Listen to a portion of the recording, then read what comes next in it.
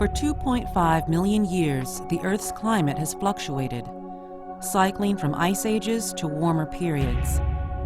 But in the last century, the planet's temperature has risen unusually fast, about 1.2 to 1.4 degrees Fahrenheit. Scientists believe it's human activity that's driving the temperatures up, a process known as global warming. Ever since the Industrial Revolution began, factories, power plants, and eventually cars have burned fossil fuels such as oil and coal, releasing huge amounts of carbon dioxide and other gases into the atmosphere. These greenhouse gases trap heat near the Earth through a naturally occurring process called the greenhouse effect. The greenhouse effect begins with the sun and the energy it radiates to the Earth.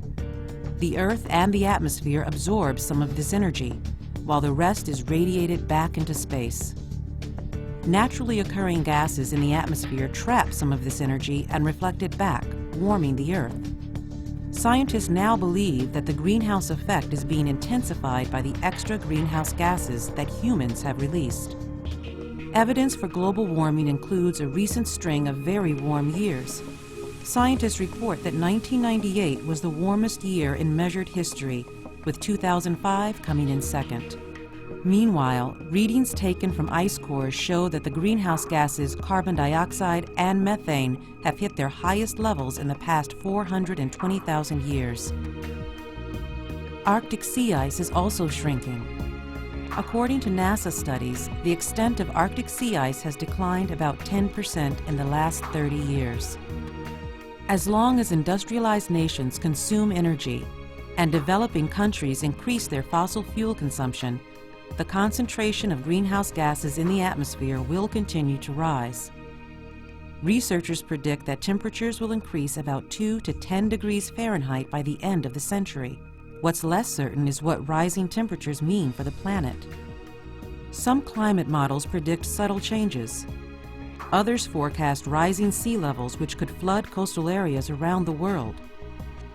Weather patterns could change, making hurricanes more frequent. Severe droughts could become more common in warm areas, and species unable to adapt to the changing conditions would face extinction. Although much remains to be learned about global warming, many organizations advocate cutting greenhouse gas emissions to reduce the impact of global warming.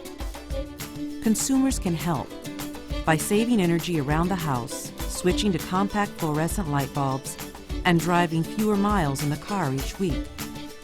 These simple changes may help keep the Earth cooler in the future.